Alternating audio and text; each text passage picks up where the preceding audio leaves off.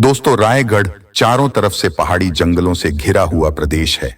महान मराठा राजा शिवाजी महाराज ने 1674 ईस्वी में इसे अपनी राजधानी बनाया था और यहीं उन्होंने 1680 में अपने प्राण त्याग दिए थे।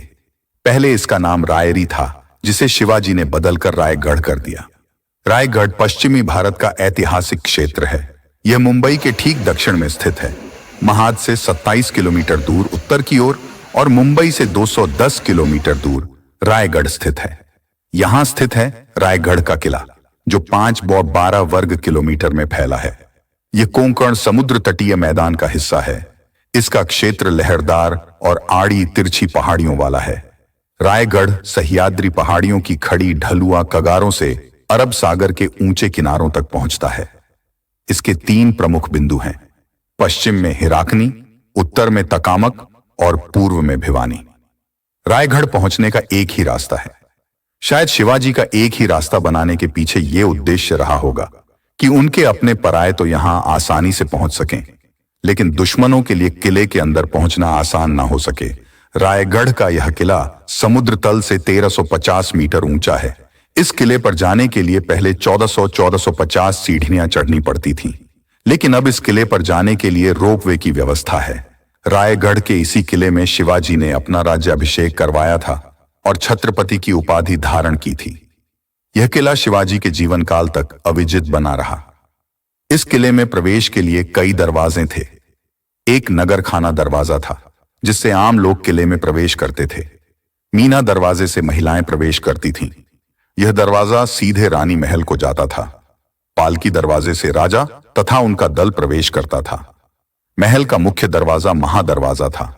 पालकी दरवाजे के एक ओर 3 अंधेरे कमरे थे। इतिहासकारों का मानना है कि ये कमरे किले के अन्न भंडार थे।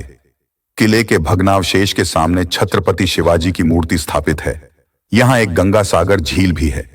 इस झील में उस समय गंगा नदी का पानी डाला गया था।